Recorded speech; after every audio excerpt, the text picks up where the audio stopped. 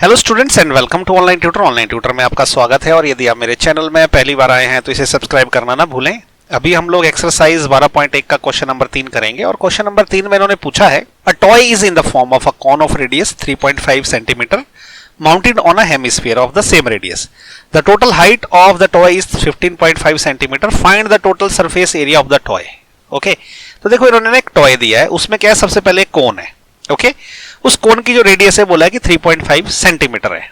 Okay और क्या बोला है कि इस कोन को ना उन्होंने एक हेमिस्फीयर के ऊपर रखा हुआ है। ओके हेमिस्फीयर की रेडियस भी सेम है, तो ये एक हेमिस्फीयर है जिसकी रेडियस बिल्कुल उतनी है जितनी की इस कोन की रेडियस है और इसने इसको क्या किया, इसके ऊपर ऐसे रख दिया है।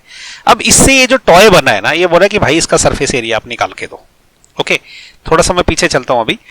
अभी देखो ये जो हेमिस्फीयर है ना, इसकी रेडियस भी कितनी है, 3.5 सेंटीमीटर है। तो इसका मतलब देखो जो हेमिस्फीयर की खासियत क्या होती है, उसकी लंबाई ये वाली साइड और ये वाली साइड सब बराबर होती है।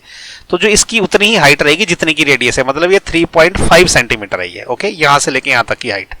ओके अब जब इन्होंने क्या किया, इसके ऊपर जब ये कोन रख दिया और ये बताया कि इस जो टोटल टॉय की जो हाइट है, यहां से लेके, ये मैं ऐसे बना देता हूं इसको, यहां से लेके यहां तक की ये जो टोटल हाइट है ना नीचे तक, ओके ये उन्होंने बोला है कि ये हाइट है आपकी 15.5 सेंटीमीटर। ओके तो ये 15.5 सेंटीमीटर है। ओके इसका मतलब ये जो कोन की हाइट है ना, ये यहां से लेके यहां तक वाली, ये कितनी रहेगी, 15.5 में से 3.5 माइनस करना है। ठीक है तो ये हो जाएगी आपकी 12 सेंटीमीटर।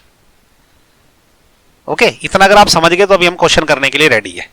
तो देखो इसको करना क्या है, अभी इसको करना ऐसा है, सबसे पहले हमें जो रेडियस है वो क्या दे के रखी हुई है, रेडियस, इसको हम डिनोट करेंगे आर से। ये दे के रखी हुई है 3.5 सेंटीमीटर। ये दोनों के लिए कॉमन है, ठीक है, कोन के लिए भी और हेमिस्फीयर के लिए भी। अब लेकिन जो कोन है ना, कोन की जो हाइट है, कोन हाइट, जिसको हम डिनोट करेंगे एच से, ये कितनी रहेगी, जो टोटल हाइट है ना 15.5, उसमें से मैं 3.5 माइनस कर दूंगा तो ये आ जाएगी 12 सेंटीमीटर। ओके तो कोन की हाइट हमें 12 सेंटीमीटर मिल गई। ओके जी तो अब जो टोटल जो एरिया है ना टॉय का सरफेस एरिया, वो कितना निकलेगा, देखो total surface area of toy, ये क्या होगा, देखो सबसे पहले उसमें हमें क्या करना पड़ेगा, ये जो नीचे वाला हेमिस्फीयर है इसका curved surface area, curved surface area of hemisphere plus curved surface area of cone, ये जो कोन का curved surface area, okay plus curved surface area of cone. Okay तो देखो curved surface area of hemisphere तो सबको पता है, वो क्या होता है, वो होता है 2 पाई आर स्क्वायर, क्योंकि पूरा जो स्फीयर रहता है उसका कर्व्ड सरफेस एरिया होता है 4 पाई आर स्क्वायर। उसको मैं 2 से अगर डिवाइड कर दूं तो हेमिस्फीयर का कर्व्ड सरफेस एरिया निकल जाता है। प्लस कोन का जो कर्व्ड सरफेस एरिया वो सब जानते हैं, वो होता है पाई आर इंटू एल। ओके अब देखो हमारे पास आर तो देके रखा हुआ है, ओके लेकिन समस्या क्या है, हमारे पास एल नहीं है। ठीक है एल क्या होता है, ये जो स्लेंट हाइट होती है ना इस कोन की, ये वाली हाइट यहां से लेके यहां तक की जो स्लेंट हाइट है, इसको हम एल बोलते हैं, ये हमने निकालनी। अब देखो ये जो आर है ना, ये हमें दे रखा हुआ है, ये है 3.5 भी बोल सकते हैं इसको, 35.10 भी बोल सकते हैं। और ये जो हाइट है, ये वाली हाइट, ये हमने अभी अभी निकाल ली है, ये है 12 सेंटीमीटर। ओके तो अब हमें क्या दिक्कत है ना, हमें अभी ये एल निकालना, तो एल कैसे निकलेगा, देखो ये क्या है, एक राइट एंगल ट्रायंगल बन गया, तो एल हम निकाल सकते हैं पाइथागोरस प्रमेय का यूज करके। ओके इसको इक्वेशन 1 बोल देते हैं, वैल्यूज पुट करने से पहले हम ये निकाल लेंगे। ओके तो अभी हमें क्या है, हम बोलेंगे कि जो एल है, एल कैसे निकलेगा, एल निकलता है हमारा H square plus R square का स्क्वायर रूट। ओके ये पाइथागोरस प्रमेय से हो गया, क्योंकि एल क्या हाइपोटेन्यूज है, तो हाइपोटेन्यूज का स्क्वायर क्या रहेगा, बेस का स्क्वायर प्लस हाइट का स्क्वायर, तो एल निकल जाएगा उसका स्क्वायर रूट करके। अब ये ले लेते हैं। अच्छा जो रेडियस है ना, 3.5 भी बोल सकते हैं हम इसको, और 35.10 भी बोल सकते हैं, क्योंकि जब डेसिमल हटाना तो 10 से डिवाइड करना पड़ता है। ऐसा मैं इसलिए कर रहा हूं क्योंकि अगर मैं आर की वैल्यू जो है 35/10 ले लूं तो कैलकुलेशन ईजी पड़ेगी। ओके तो देखो ये क्या रहेगा, एच का स्क्वायर क्या है हमारा, एच है 12, तो 12 का स्क्वायर प्लस ये 35/10 का स्क्वायर। ओके इसका स्क्वायर रूट, ये देखो क्या हो जाएगा, 12 का स्क्वायर क्या होता है 144 प्लस 35/10 का स्क्वायर देख लेते हैं क्या है। ओके तो ऐसा करते हैं कि रफ जो है मैं यहीं कर लेता हूं इसी जगह पे, बाकी फिर बाद में क्या डिलीट कर लेंगे। ये देखिए 35 गुणा 35, ओके, ये क्या हो जाएगा देखो, 5 पंजे 25, 25 का 5, 2 बच गए, 5 3 15 और 2 17 क्रॉस, 5 3 15, 1 बच गया, 3 3 9 और 1 10। ओके, तो ये क्या आ जाएगा 5, 7 और 5 12, 1 बच गया, ये 2 हो गया, 1 हो गया, 1225 हो गया ये। ओके, 1225 अपॉन 10 का स्क्वायर क्या होता है, वो 100 होता है, इसका स्क्वायर रूट। ये क्या हो जाएगा, जब इसको मैं ऐड करूंगा ना तो 100 से मल्टीप्लाई करना पड़ेगा, तो ये हो जाएगा 14400 प्लस 1225 अपॉन 100। ओके, इसका स्क्वायर रूट हो जाएगा ये। ओके, तो अब इन दोनों को ऐड कर लेते हैं, 14400 प्लस 1225, इसको डिवाइड, इसको ऐड कर लेते हैं, ये हो जाएगा 52651। ओके, और 100 तो वैसे रहेगा, तो ये कितना आ जाएगा, ये हो जाएगा आपका, मैं यहां लिख देता हूं 15625 डिवाइडेड बाय 100, इसका स्क्वायर रूट। अब आप सोच रहे हो कि यार मैं इतना कॉम्प्लिकेटेड क्यों कर रहा हूं, क्योंकि अभी स्क्वायर रूट निकालना अब यहां पे इजी पड़ेगा। ओके, अब देखो स्क्वायर रूट निकालने के लिए क्या करूंगा ना मैं, ये नीचे वाले को तो मैं 10 इंटू 10 कर सकता हूं, कोई प्रॉब्लम ही नहीं है। ओके, ये नीचे वाले को, उसका फिर स्क्वायर रूट रहेगा बाद में। इसका भी फ्रैक्शन निकालने हैं मुझे, तो मैं इसको क्या करता हूं, इसके फ्रैक्शन निकाल लेता हूं।